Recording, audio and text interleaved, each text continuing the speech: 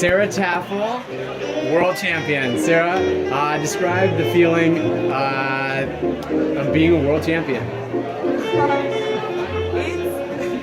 There are no real words to describe the moment. I mean, it comes in waves, and I forget about it a lot, and then I remember, and I'm shocked. I shocked myself. I can't believe that, out of all the amazing fencers who competed that day, I was able to pull through, and it's really incredible, and to have everybody support you and congratulate you after.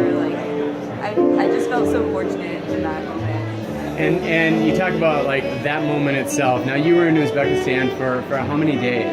About a week, or maybe even a little longer. And you come away with gold on the individual side, silver as a team. Yeah. Describe the feeling you felt in the moment throughout the day on your way to the finals bout. I tried to stay really focused. I was confident,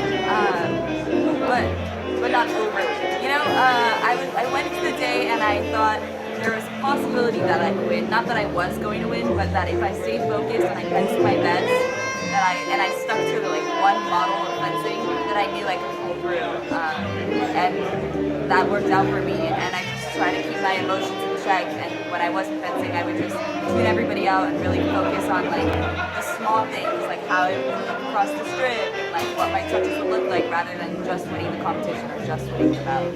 And you were a silver medalist on the cadet level. Yeah. How did your approach to the Junior World Championships and ultimately kind of your mentality compare to when you were fencing at cadet? I was definitely a lot less emotional. It was when I got second at Cadet Worlds, that was my first Worlds, and it was very overwhelming, where we were fencing with all the lights and the cameras and all the crowd. It was a lot to take in, and I think that really prepared me for my second time around, and I think that really helped me out a lot. So it was definitely a very different experience. I was a lot more calm and more comfortable in that environment than I was before.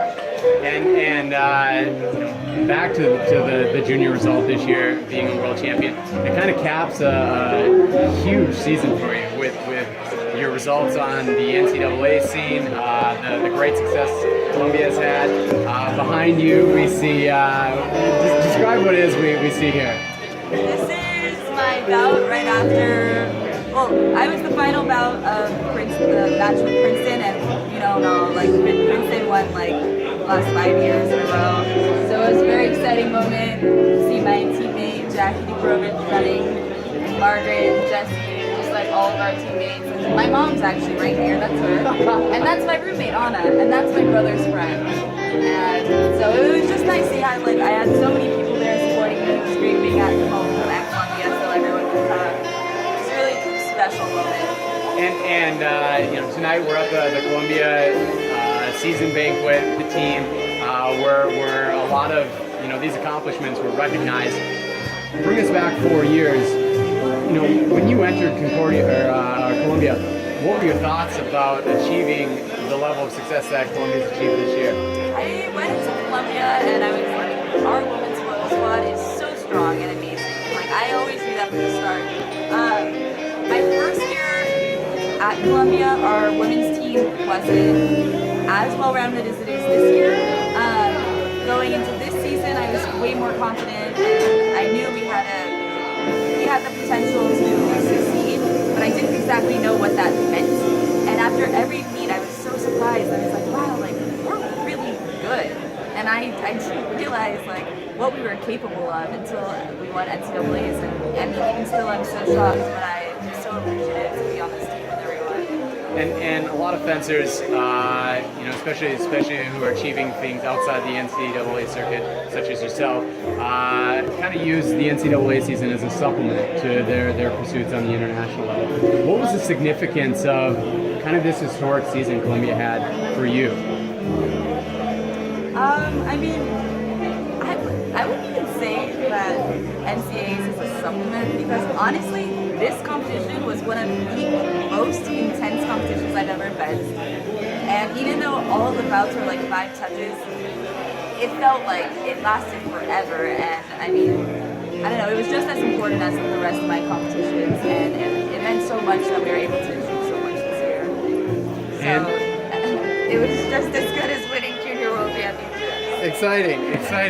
And you know, to that point, you talk about the excitement and focus and commitment that you have for, you know, both areas of your fencing. To that point, I think a lot of people close to Columbia know of your kind of role as Coach Taffel.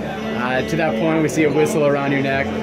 Fill us in on that side of your personality. I don't know, it just kind of happened. I was making a joke at one meet and I came in with like a hat and a clipboard and a whistle and I was like, I'm Coach Taffel and like I'm here to support you guys. And I don't think I could fence that meet or something like that, so I just decided to take on this role and it kind of just stuck. I was stuck with the whistle anyway, and so I might as well like bring it to every meet. And it's super obnoxious and a lot of people don't like it, but I enjoy it. And there are those who do enjoy it too. It's mostly a spirit thing, really.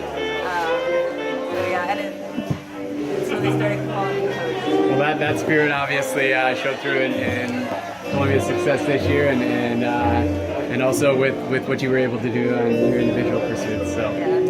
congratulations again, Sarah, and best wishes going forward. Thanks. Thank you.